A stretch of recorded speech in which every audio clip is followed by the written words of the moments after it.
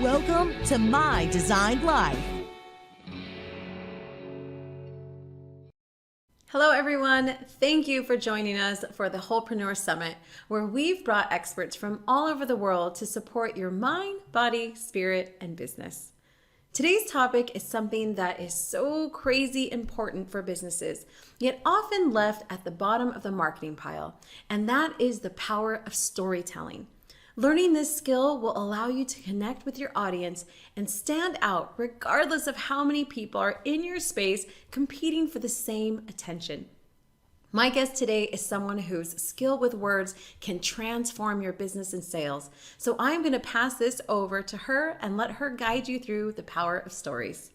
Hi, I'm Stephanie Tilton, the founder of Stephanie Tilton Copywriting, and today I want to talk to you about the importance of storytelling for your business. If you've been in the online world for any amount of time, I'm sure you've heard the saying, people buy from people they know, like, and trust. I think now more than ever, we need businesses and brands that we can trust. So many people are having to shift their business model from in-person or brick and mortar stores to now having online stores, having to sell their products and services online and finding new ways to do that. And it can be a really tough world to navigate, especially for people who've never done that before. And even for people who have online businesses, trying to pivot your message and trying to sell in a time of, such uncertainty can almost seem like maybe you shouldn't do that, but you should still sell. It is very important for businesses to continue to move through this, but we just have to sometimes think of different ways of, selling our products and everything. And I think that's why storytelling should be such a big part of your marketing and sales strategy. Even now, definitely now, but even when all this is said and done and everything kind of gets back to normal, storytelling is still very powerful and impactful for businesses to use. The simple act of telling a story can create connections with your audience.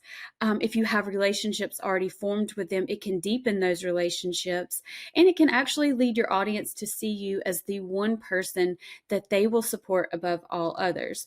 And that basically means that if you have a competitor who also sells the same products or services, or maybe offers the same type of program, that they're not even going to pay attention to that because you have established such a deep connection with them that they are going to support you, no matter what anyone else is selling, that they trust you, they want to buy from you, they want to help you out, and they see you as the person that can help them. So today I want to walk you through how to actually write stories that are authentic, honest, and that help you sell your products and services online. So before we get started, make sure you grab a pen, pencil, a piece of paper, just some way to take notes, and let's get started. Okay, so before you actually start writing any story, it's important that you know your audience, who they are, what they struggle with the most. And that can be in business, it can be in their life. If you're someone that, helps them with things, say, for instance, nutrition or fitness, or even with like meditation and mindset issues. So you want to know all those things about them. And then you also want to know what they desire the most based around that struggle. So what do they hope they can achieve? Your audience are the people that are actually going to be listening and reading these stories that you share. So you want to make sure that they get something out of it and that they also see you as an authority figure and someone that they can trust. And that's going to be your basis for every story that you write at any point in your business. So the first step to writing a story is to think about your end goal. And that is the one action that you want your audience to take after reading your story. This is called your call to action. And I'm sure you've probably heard that phrase before if you've, tried to sell or write anything for your business. But that's going to be the first thing you write. Your call to action can be as simple as asking your audience to like and comment on a social media post, or you can ask them to actually take the next step in business with you or working with you, and to maybe schedule a discovery call, or to click a link and learn more about a program that you're promoting, or to purchase a product. Any of those things can be your call to action. And it doesn't really matter. It doesn't have to be complicated. And your call to action can actually change with every story that you write. You just want to make sure that it does build deep connections with your audience. And, I know that sometimes people get caught up on, should I promote? They feel a little bit weird about promoting. They feel like maybe they're promoting too much or not enough. And, the thing is, you're never going to sell products or services online if you don't ask for it, if you don't ask for the sale, if you don't mention it. And then also, if all you do all the time is pitch products and services, then your audience is going to eventually start to tune you out. So you want to make sure that you do find a good balance between the two. And, kind of spread them out. Like if you promote one day and that's your call to action, then maybe the next 2 or 3 days you try to get engagement with your audience and try to, just find out a little bit more about them and the different things that they like or dislike. And it just helps you to seem more human and more like a brand that actually cares. And it's all about how your audience interacts with your business. So as you try these different call to actions and you see that some maybe work a little bit better than others, then you'll know to kind of use those a little bit more in your stories that you write.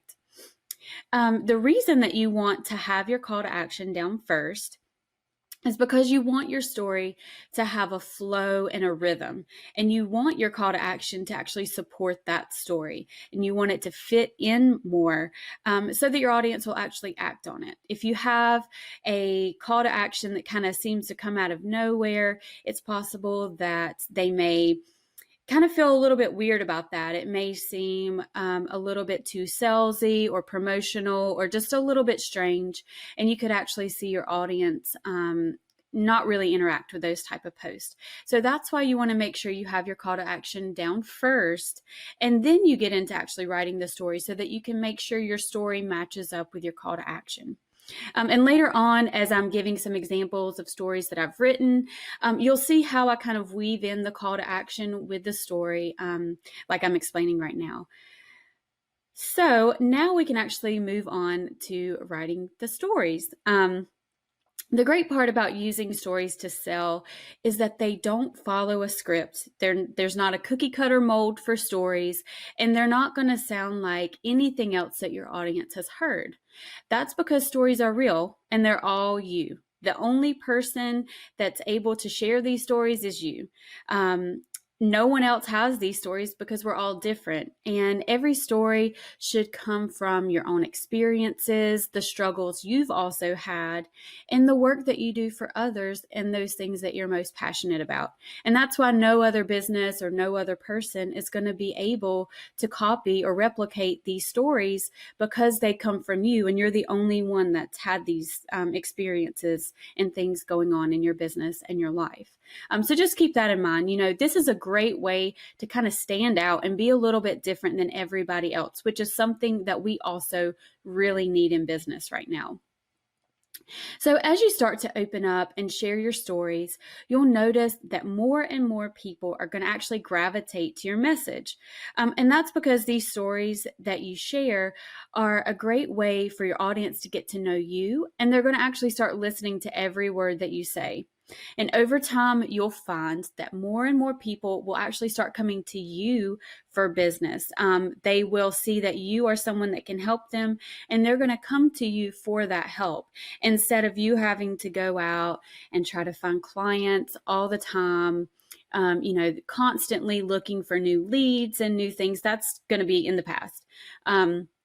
Stories are going to really help that audience find you and to gravitate towards everything that you say, which is something that we all need if we want to have a sustainable business with constant leads and constant clients or people that just refer us to other people. And just having some support from an audience is also really big for business. Even if they're not necessarily clients at this point in time, those people that really love us, that really feel like they connect with us and everything, these are going to be the people that help us to spread the word about our business and brand without us actually having to do that ourselves.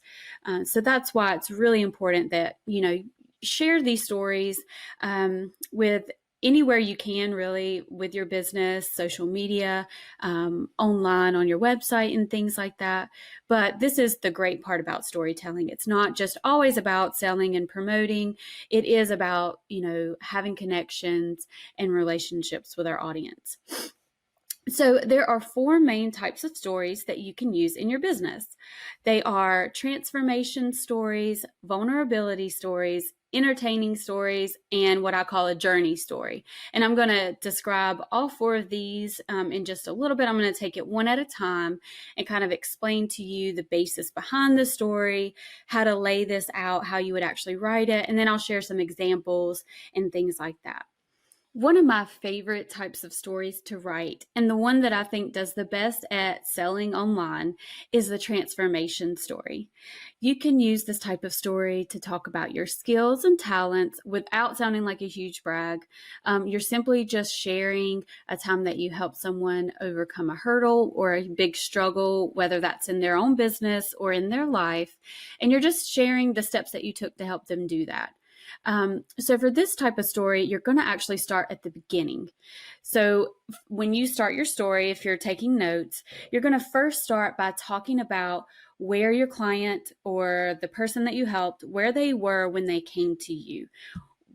You want to mention what they were struggling with, how they felt about it, and why they decided to come to you in the first place. So all those thoughts and feelings, all those really emotional aspects of this story, kind of what they were really dealing with and everything. That's what you want to talk about in the beginning. And this is going to set the stage for how you help them to overcome all this. So you want to make sure that that is mentioned first. From there, you're going to get into how you actually help them. So you want to make sure you talk about a specific service or a product that you provided for them, something that helped them through their struggle.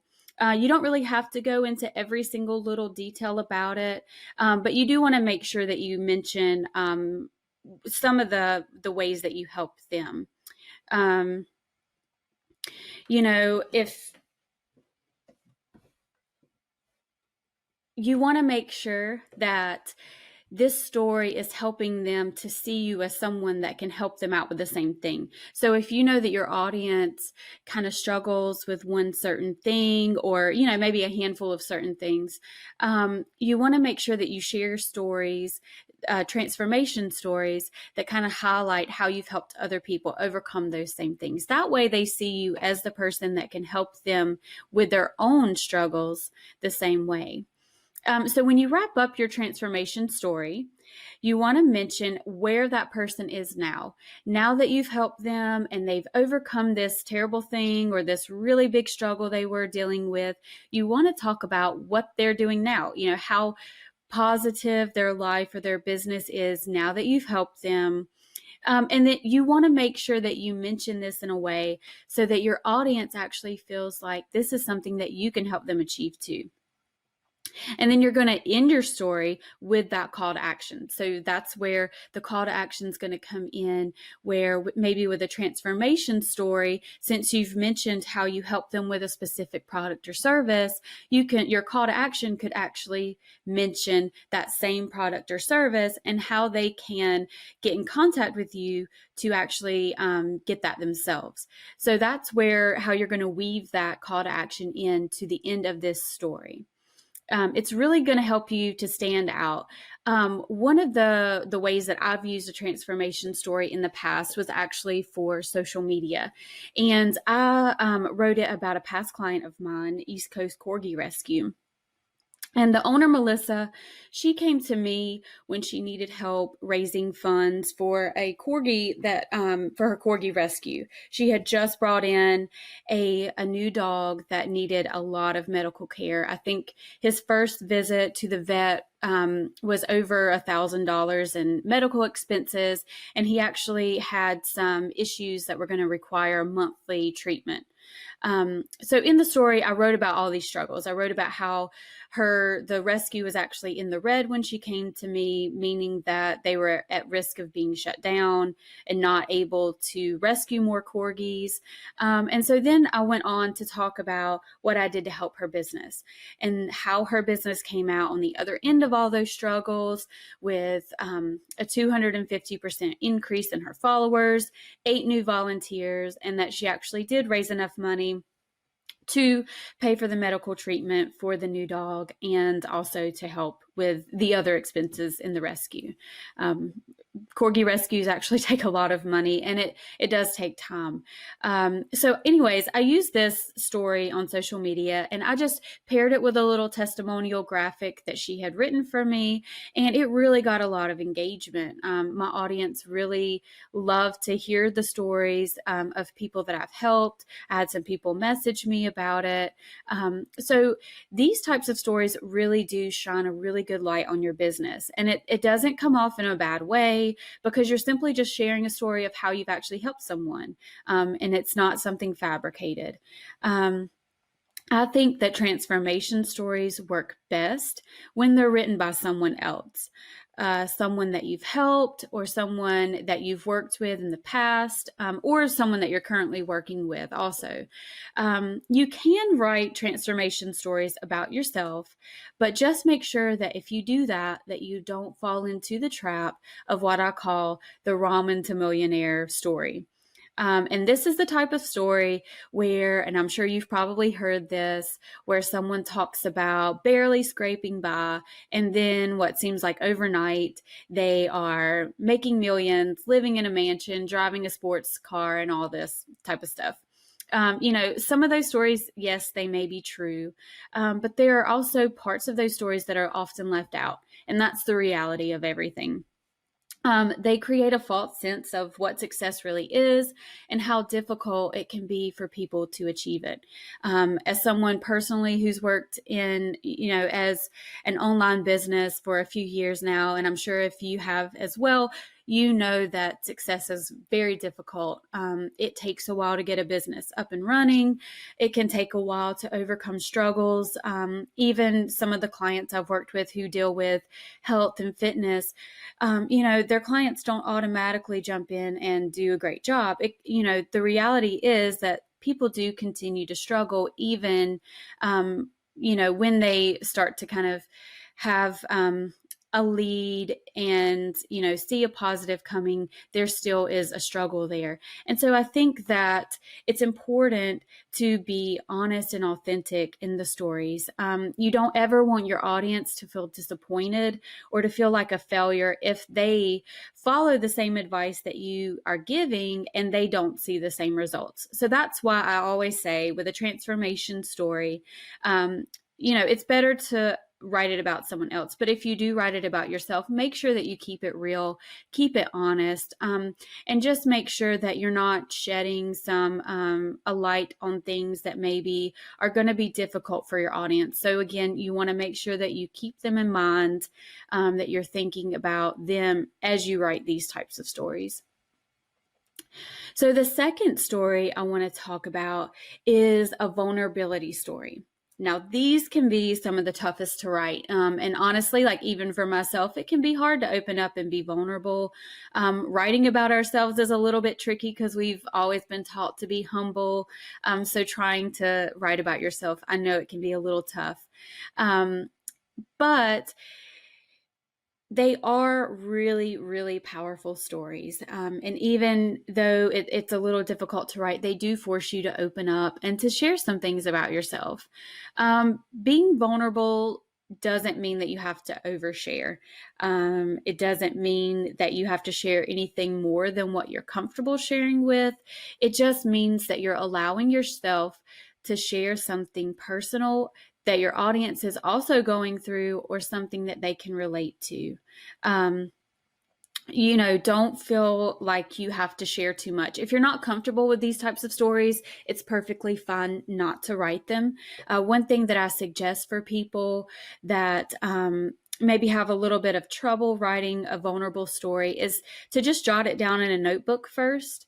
It doesn't have to be published online. It never has to actually see the light of day again. You don't even have to look at it again, but just going through the motions of writing a vulnerable story and opening up can actually take a weight off your shoulders. It can make you feel better. And it can actually free you up a little bit to kind of continue on and to feel a little bit more comfortable with these types of stories. Just make sure you're being honest. So another thing too, if you struggle with this type of story, is to make up a fake character. And I know that sounds a little bit silly, but if you make up a fake name, a fake character name, a fake business name, and you write the story as if you're that character, so that you're not putting a personal name to it, that you're just kind of taking a step back out of the situation and you're making it about this character that you're writing. This can actually help you to also free up yourself and to willingly and openly talk about, some of these things that you're going through. And when obviously when you publish the story, you do want to go back in and, make it about yourself, but it's just a way of getting yourself out of your own way and writing stories to really build deep connections with your audience. And I think out of all the stories that you can possibly write, this is going to be the one that does build the biggest connection with your audience. And that's just because you're really opening up yourself to them. So one of the easiest vulnerability stories that you can write is the how you got your start story. And that's basically as simple as it sounds. It's where you talk about how you got started, with whatever it is that you're passionate about, or in your business, or the thing that you help people with. So with this, you want to start with where your life was before you got started in this passion. So before you got started with your business or your new way of living, and what made you decide to take the leap into this new way of doing things. So that's kind of where you want to start this story. And everybody starts somewhere. And I think reminding your audience of that can keep them focused on their own success.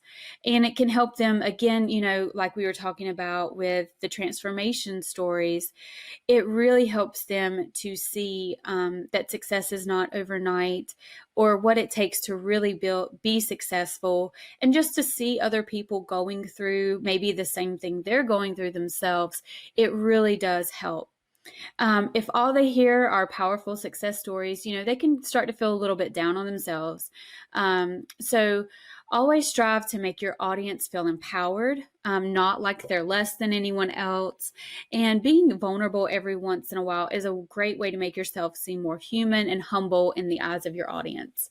A vulnerability story that I shared was actually how I got my start as an online business. I'm a mom of two, and so working in the corporate world for me was a little bit tricky. I had to deal with bosses who didn't want me to take time off for sick kids, and, having to ask permission to take vacations and things like that.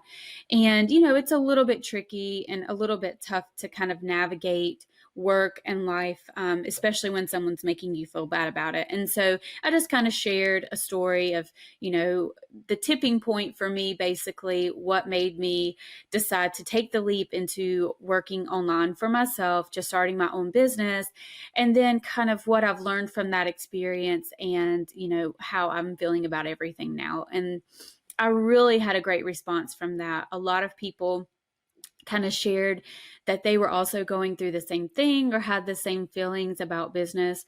And so it really did help me to connect with my audience, and just to see the other people that I talk to, every day on social media, that they also go through the same things. It really does help me to relate to them a little bit better. So I can use these things that I learn about my audience when I, share these stories. That helps me to create better content. So by me finding out that a lot of my audience actually has children themselves, I can start to incorporate more of that aspect of my life into the stories that I share, so that I can continue to relate to them and to more people that are like them. So that is the vulnerability story. So the next story in our lineup is the entertaining story. And these are a little bit more fun to write, obviously, and a lot more fun for your audience to read. And entertaining stories serve one purpose, and that is to add some happiness to someone's day. They're just silly stories, just whatever you want to share to entertain someone.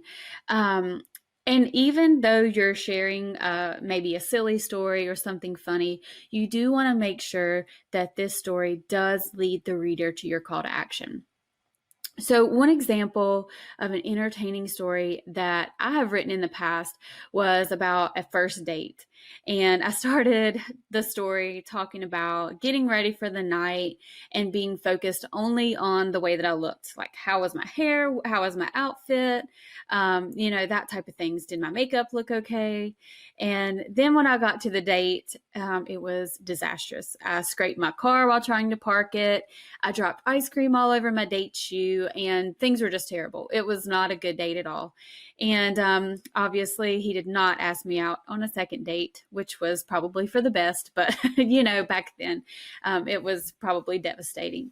But anyways, the reason I shared that story is because I wanted to tie this into the call to action about how when we focus so much on the look of a website that we can lose out on what's really important, and that's the message on the page.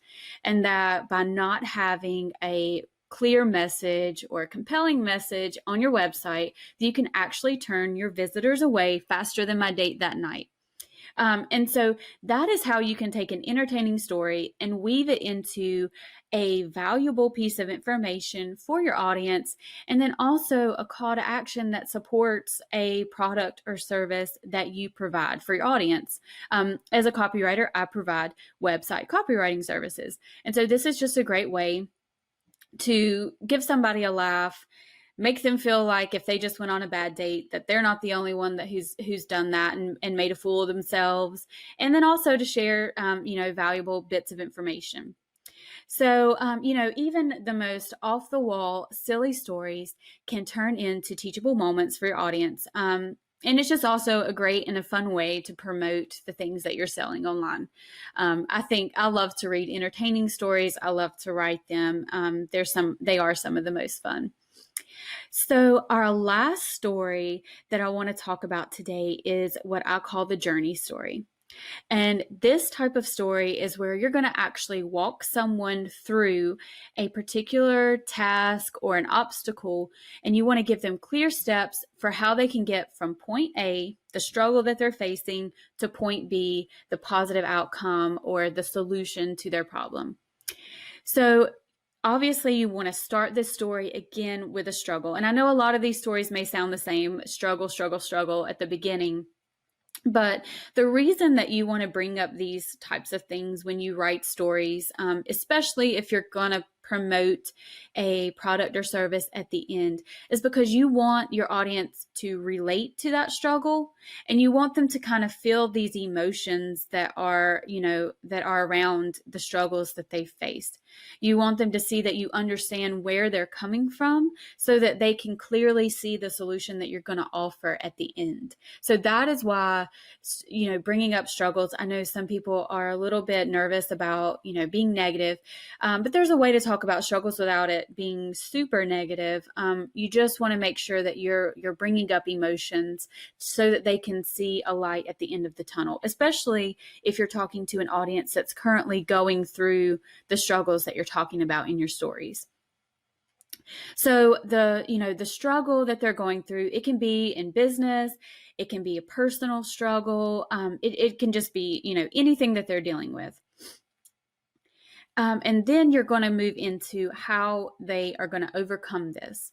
So I'm sure you've probably seen this type of story a lot, especially over the last few months. I've seen a ton of these. Almost every other social media post I think that I've seen has been a journey story. And what that basically is when you're going through how they overcome their struggle, you're actually giving them tips. So you can use this in the form of like a bulleted list, or how I've seen on social media, they use like the emojis, and then they list out the steps that someone can take. Some of the stories like this that I've seen are a business or a person that's sharing at home exercises that you can do during quarantine, or how to structure your day while you're at home with kids, and or even, how to safely venture out to the grocery store, and how to wash your hands and put on a face mask and things like that. All of these types of stories are a journey story because they're walking people through a struggle. So maybe now they're working from home when they've never done that before, or they're working at home with kids who are now out of school and they've also never done that before. And then you're giving them the steps that they're going to take to get to the other side of that. So a structured day, or easy exercises they can do, or the steps they can take to actually make sure that they are being safe when they're out, or whatever it is. These are just some examples. But all of these journey stories, again, are going to solve a problem with actionable steps. And that's the key to remember here, is that your steps need to be actionable. And that means that your audience can see these steps and they can actually do every single step, and to actually come out and have the outcome that you're saying that they will. So if you're telling someone, for example, how to structure their day, and you're giving them steps, if they were to follow all of these steps, then at the end of this, they would have a structured day, or they would be more organized. And so you want to keep that in mind as you're creating steps and solutions to the problem, is to make sure that they are things that your audience can actually do. A great way to have your steps and your solutions to flow into your call to action is to actually make your very last step a mention of the product or service that you are offering. So if you don't always, with this type of story, have to promote. Your call to action could just be, share something or comment or like. But if you do want to promote with a journey story, your last step could actually be to have someone to, sign up or purchase the product or offer that you're the product or service that you're offering. So for example, let's say that you create yearly planners for your audience or for people, business owners. If you gave tips for structuring your time, then your last tip could actually mention that one of the steps to, having more time is to purchase a quality planner so that you can keep your day organized. And then you can lead into the offer of your own planners that you create for your audience and how they can go about purchasing that. And when you do that, it's not sleazy or salesy. You're simply giving them a solution, because a planner is a great way to structure your day. And it just so happens that you create planners. And if they want to buy one from you, what better way to do that than the person that's telling you how to structure your day? So they know when they buy the planner, if they're not sure how to use it, then there's a possibility they could come back to you later and talk to you about that. And that you may be someone that can help them with structuring their day a little bit more. So it's all about, just thinking of what it is you want to offer your audience and how you can share a story that relates to that. So now that you have the 4 types of stories, you can share these authentically and naturally to sell your products and services. And hopefully with those examples that I've shared, you've kind of seen how that happens naturally in the flow of the story. The great thing about these stories is that you can share them on social media, you can share them in emails, even on your website, or if you have an online portfolio where you maybe share examples of your work and things with your clients. These are a great way to talk about some of the things that you do, especially with like an online portfolio. A transformation story is really powerful there, because you can share some of your past work, and then you can share the story of the client that came to you that needed your help and how you helped them get there. And then, then you have the proof with, examples of something that you've done for them. So if that was like a website graphic or a printed t-shirt or, anything and everything. You can basically share stories anywhere that you talk to your audience. I use stories too in blog posts. They're just a little bit longer form and maybe have a few more detailed value points, but you can also use stories in blog posts. And as you write your story, especially if you've never done this before, it may seem a little bit odd, but don't be afraid to add your own personality and your flair to your stories. The more you that you put in there, the better it's going to be. It's going to sound more like you. Your audience is really going to relate to that, and you're going to share, more about yourself. And that's the whole idea behind writing stories, is that you want to share bits and pieces of yourself that make your brand seem more human and more relatable to your audience. These stories are going to help you attract clients and customers that are perfect for you, perfect for your business. Those people that are going to also share the same values and beliefs that you do. These are going to be the people that are going to be there for you through thick and thin.